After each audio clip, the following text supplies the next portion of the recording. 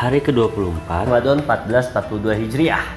Balik lagi bersama saya Pak Rama dan juga Pak Dani. Sekarang kita berdua ada di bengkelnya TKRO. Nah, ini bengkel adalah tempat praktiknya anak-anak TKRO, gitu kayak Pak Dani. Nah, sekarang kita mau ngebahas soal yang namanya zikir. Zikir itu seperti apa sih? Zikir itu kenapa, dan zikir itu apa yang harus dilakukan di saat bulan puasa seperti ini? Nah, untuk lebih jelasnya kita tanya langsung kepada Dani Setiawan. Silakan Pak Dani. Terima kasih Pak Rama. Bismillahirrahmanirrahim. Assalamualaikum warahmatullahi wabarakatuh. Waalaikumsalam warahmatullahi wabarakatuh. Zikir itu asal katanya zakaru yazkuru, zikrun. Ya, zikir itu mengingat. Ala bizikrillahi tatmainnul qulub. Dengan mengingat Allah, maka hati kamu akan menjadi tenang.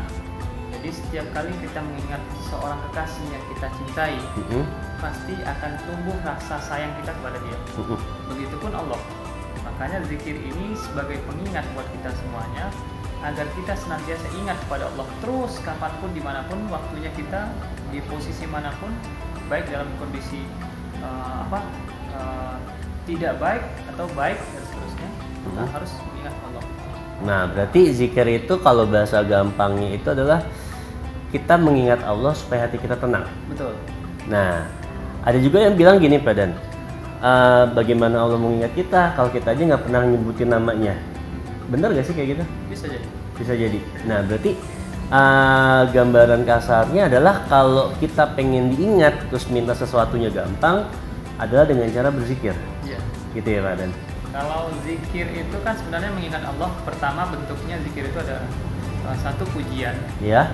Pujian itu ya alhamdulillah, segala puji bagi Allah. Kemudian masya Allah, kita melihat sesuatu yang baik. ya, kemudian subhanallah, melihat sesuatu yang tidak baik kita bilang subhanallah.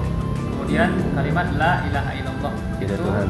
tidak Tuhan selain Allah, itu bentuknya pujian-pujian, gitu ya, pujian kepada Allah Subhanahu Wa Taala. Ada bentuknya i'tiraf, i'tiraf itu pengakuan. Zikir tapi bentuk pengakuan kita. Salah satunya asyhadu an la ilaha illallah wa asyhadu anna muhammadar rasulullah. Yang kedua istighfar. Banyak Ya Allah, dosa. ampun ya, banyak dosa, pengakuan kita. Harusnya kita bagaimana dengan Allah? Agar kita ingat kepada Allah, kita minta ampun sama Allah dengan istighfar. Kepada Allah. Yang ketiga adalah bentuk zikir ini sesuai yang dianjurkan oleh Rasulullah SAW dari segi waktu-waktunya. Misalnya sebelum sholat fajar, waktu sahur itu yang bagus untuk zikir. Apa yang kita lakukan? Ya memuji Allah. Selain memuji adalah minta ampun sama Allah. Yang kedua adalah di waktu setelah sholat subuh menjelang waktu syuruk, itu waktu yang tepat untuk berzikir. Apa yang kita lakukan? Selain kita memuji Allah, kita mengaku kesalahan kita. Banyak kesalahan yang kita sadari atau tidak sadari. Kemudian waktu yang terbaik lagi adalah menjelang waktu buka puasa.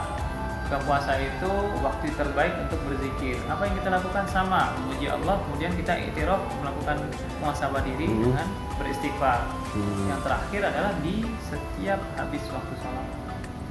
Kan makanya astagfirullahaladzim, astagfirullahaladzim, astagfirullahaladzim, la ilaha illa huwal hayyul qayyum wa atubu ilaika, la ilaha illallah wahdahu la syarika lahu. Itu berapa?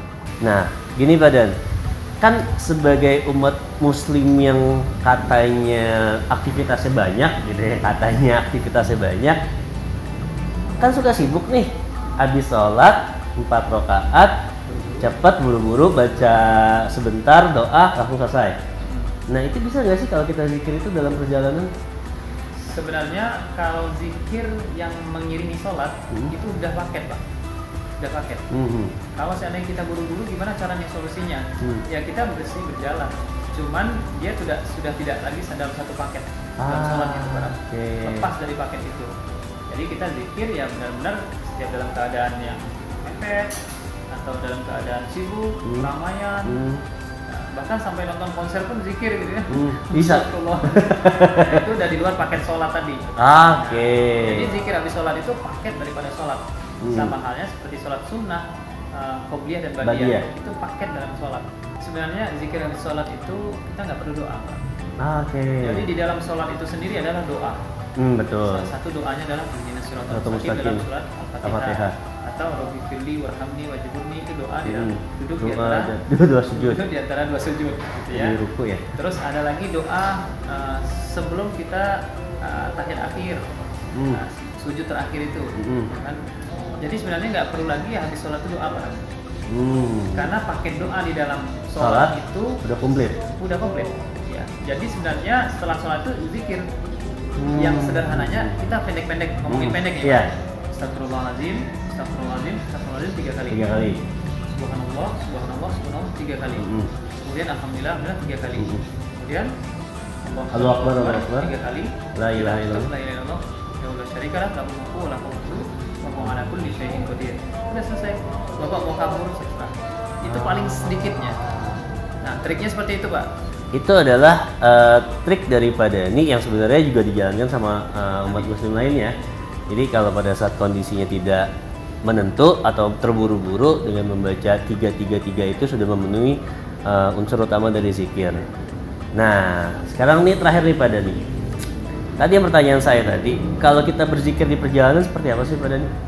Bisa. Diwajibkan atau disunahkan? Disunahkan berzikir. Disunahkan kita berzikir dalam perjalanan. Itu kita mengikuti apa yang dicontohkan Nabi. Nabi itu kalau naik bukit jadi apa namanya, pendaki gunung ya. Jadi kalau melihat keindahan itu dia selalu bermunajat, dia bilangnya apa? Masya Allah. Jadi itu umum. Kalau dia melihat sesuatu yang jelek, dia bilang subhanallah. Perjalanan itu zikir subhanallah, alhamdulillah, wa la ilaha illallah, Allahu akbar, walillahil hamd, ada dafal fihi wa lidan nafsi wa zinata arsy wa dari kalimati. Itu selalu dibaca oleh Rasul. Agar apa Pak? Agar hati beliau ini selalu dijaga oleh Allah. Dijaga. Semakin kita banyak mengingat Allah, semakin putih hati kita. Ini kan semacam gumpalan daging hati itu. Semakin diisi dengan kata-kata yang baik, maka dia akan baik putih terus hati kita. Nah, materi tentang zikir sudah banyak diceritakan oleh Pak Dhani. Jadi sebenarnya rasanya sayang kalau kita di bulan Ramadan ini kita berkurang untuk berzikirnya. Jadi kurang banyak untuk berzikir. Jangan sampai zikir kita ini makin berkurang, gitu kan? Nah, banyak hal yang harus bisa kita lakukan dalam perjalanan pun kita bisa berzikir. Lalu pada saat selesai sholat kalau terburu-buru kita pun masih bisa untuk berzikir cepat.